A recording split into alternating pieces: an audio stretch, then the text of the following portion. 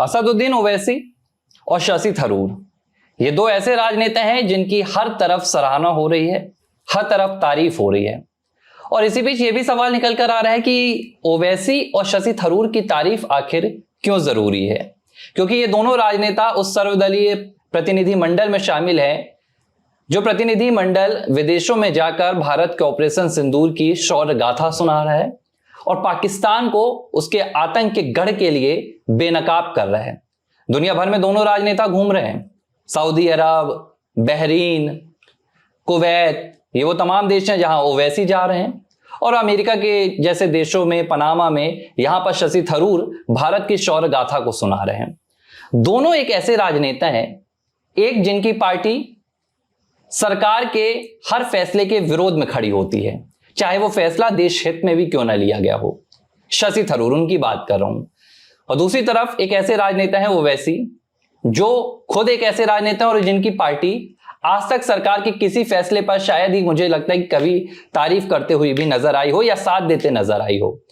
प्रधानमंत्री नरेंद्र मोदी की बात हो या इससे पहले मनमोहन सिंह के कार्यकाल की बात हो, लेकिन आज दोनों राजनेता जब दुनिया भर में जा रहे हैं तो लोगों को पहचानने में मुश्किल हो रही है कि ये विपक्षी दल के नेता हैं या भारत की किसी सत्तारूढ़ पार्टी के नेता। तो सवाल निकलता है कि इन दोनों नेताओं की तारीफ क्यों जरूरी है। देखिए, भारत में राजनीतिक दल हैं और राजनीतिक दल जो होते हैं वोट बैंक के लिए काम करते हैं और सभी अपने अपने वोट बैंक के लिए सतत प्रयासरत भी रहते हैं। लेकिन कभी कभी जीवन में ऐसे मौके आते हैं कि हमें वोट बैंक को दरकिनार करते हुए हमें देश के लिए सोचना पड़ता है और देश के लिए समर्पण भाव से काम करना भी पड़ता है। और मैं तो मानता हूं कि देश के लिए काम करने का जब भी मौका मिले हमें उसको आगे बढ़ाना ही चाहिए। तो ओवैसी और थरूर को ये मौका मिला है और जब मौका मिला है तो वो किसी भी तरह से इस मौके को भुनाने के लिए चूक नहीं रहे हैं। क्योंकि देखिए, देश को रिप्रेजेंट करना, चाहे वो कोई क्रिकेट की टीम हो, फुटबॉल की टीम हो, हॉकी की टीम हो, उतना ही गौरवान्वित करना वाला होता है। जैसे कि प्रतिनिधि मंडल में आप भारत का लोगो लेकर आगे आते हैं, वहां पर आपकी पहचान शशि थरूर की नहीं हो रही है। आपकी जो पहचान है प्रथम की भारत का एक प्रतिनिधि मंडल आया है जिसमें कि शशि थरूर, ओवैसी, तमाम और अन्य नेता जो है वो शामिल हैं।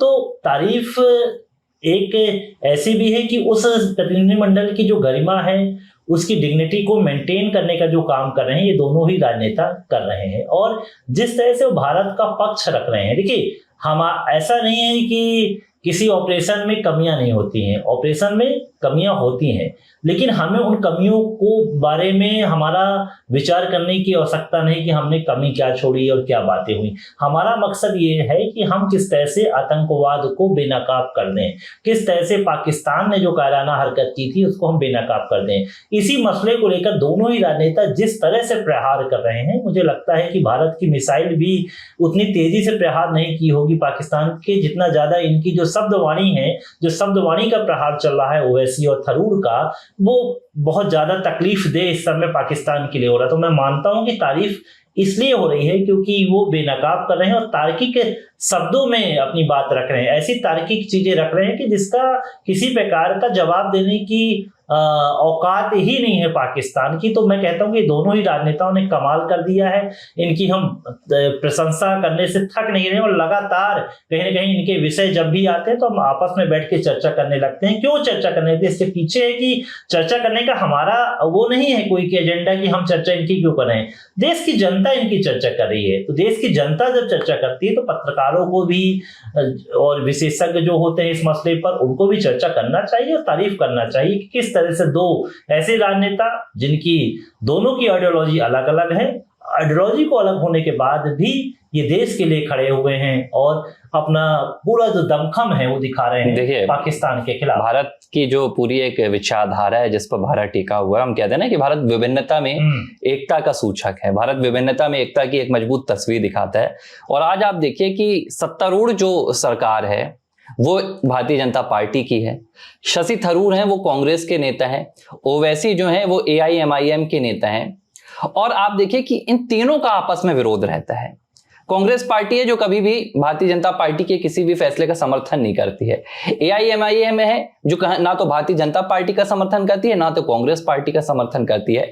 लेकिन अगर आप दोनों राजनेताओं के उन दलीलों को, उन बयानों को सुनेंगे जो ये लगातार विदेश में दे रहे हैं, तो शशि थरूर की मैं बात करूंगा। शशि थरूर ने प्रधानमंत्री नरेंद्र मोदी और देश की सेना के उस आइडियोलॉजी पर थप्पा लगाया है। शशि थरूर ने उस आइडियोलॉजी को दुनिया भर में जाकर सुनाया है जो प्रधानमंत्री नरेंद्र मोदी ने नीति बना दी है। देखिए 2014 से पहले भी देश में आतंकी हमले होते थे, 2014 से पहले भी देश में पाकिस्तान ये हरकतें करता था। लेकिन जब प्रधानमंत्री नरेंद्र मोदी की सरकार आई सत्ता में, तो प्रधानमंत्री नरेंद्र मोदी ने सबसे पहले 2016 में जब बालाकोट में एयरबेस पर पाकिस्तान ने अटैक किया तो उसके बाद हमने एक एयर स्ट्राइक की थी।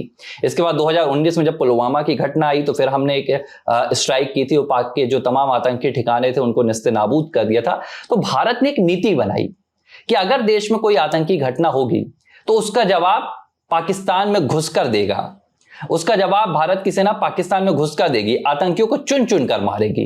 तो यह भारत की एक नई नीति है। और पहलगाम के बाद जब हमने ऑपरेशन सिंदूर चलाया तो प्रधानमंत्री नरेंद्र मोदी ने कहा कि यह ऑपरेशन सिंदूर अब सिर्फ एक सिंदूर नहीं है, एक मिशन नहीं है, बल्कि अब यह देश की एक पॉलिसी बन गई है। देखिए पॉलिसी बनने का मतलब क्या होता है?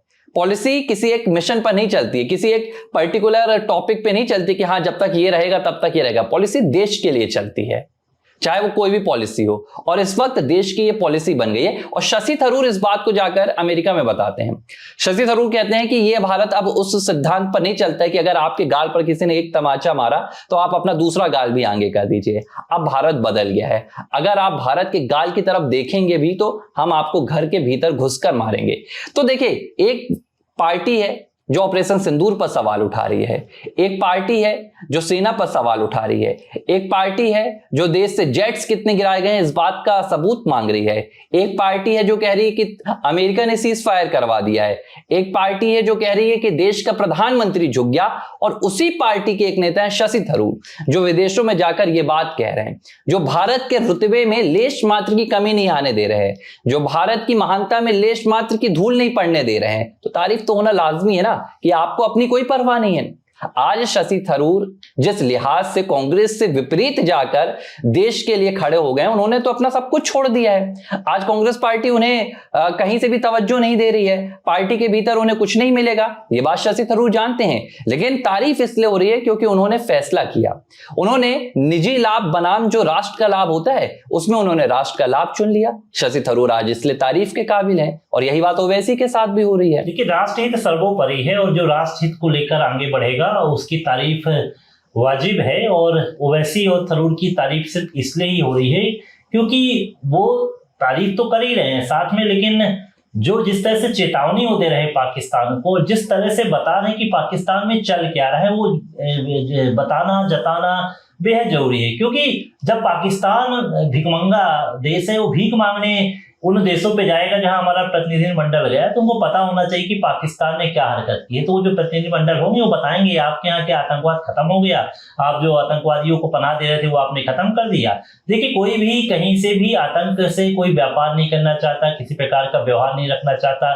स्वाभाविक सी बात है कि गुंडे मवालियों के साथ खड़ा कौन होना चाहता है, आप ये बताइए ना। मैं सीधी सी बात करूं, हम शरीफों के साथ खड़ा होना चाहते हैं, शरीफों के साथ ही बातचीत करना चाहते हैं। ये मानसिक रूप से पूरी तरह से व्यक्तिगत जो होती है, ये अभिलाषा होती सभी की अच्छे लोगों के साथ खड़े हो। तो पाकिस्तानी की जो हरकतें हैं वो तो अच्छी है नहीं, तो उसके साथ कौन खड़ा होगा। तो यही काम करने का हमारा जो दायित्व जो दिया गया था भारत की ओर से, भारत सरकार की ओर से, ओवैसी और थरूर का वो बखूबी अंजाम दे हमने थरूर की भी बात की, ओवैसी की भी बात कर लेते। एक तरफ तो थरूर हो गए जिनकी पूरी पार्टी की विचारधारा सरकार का विरोध है और सरकार का विरोध करते करते देश के विरोध में जाती है।